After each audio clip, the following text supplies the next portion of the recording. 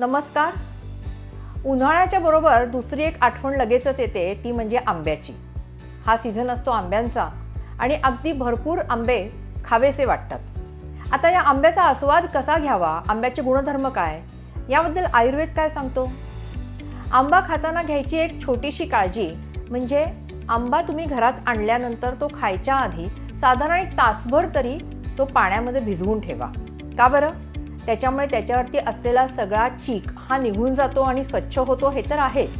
पण असा भिजवून ठेवलेला आंबा हा पचनाला सुद्धा थोडा सोपा होतो.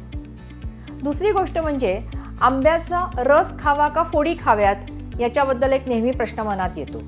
आयुर्वेदाप्रमाणे आंब्याचा रस हा थोडासा पचनाला गुरू आहे, म्हणजे थोडा जड आहे. त्या मानाने फोडी या पचायला हलक्या जातात. त्यामुळे दररोज रस न खाता मधनं फोडींसह सुद्धा आंब्याचा आस्वाद घ्यायला हरकत नाही आहे. काही पदार्थ असे आहेत की ज्याच्याबरोबर आंबा खाल्ल्यामुळे आंबा पचायला सोपा जातो. उदाहरणार्थ बरेच लोक आंब्याच्या रसामध्ये चिमूटभर मिऱ्याची पूड घालतात.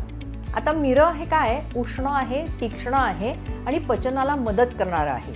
त्यामुळे आंब्याचा रस पचनाला गुरु म्हणजे जड, पण ते मिरं तो आंब्याचा रस अगदी सहज पचवायला मदत करतं.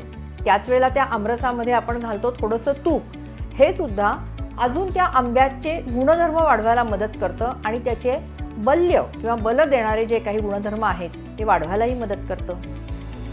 आंबा हे एकच फळ असं आहे बरं का, की ज्याच्यामध्ये गोड आंबा असताना दूध मिसळलेलं चालतं. नाहीतर एरवी तुम्हाला माहितीच आहे की फळं आणि दूध हा आयुर्वेदाने विरुद्ध आहार मानलेला आहे.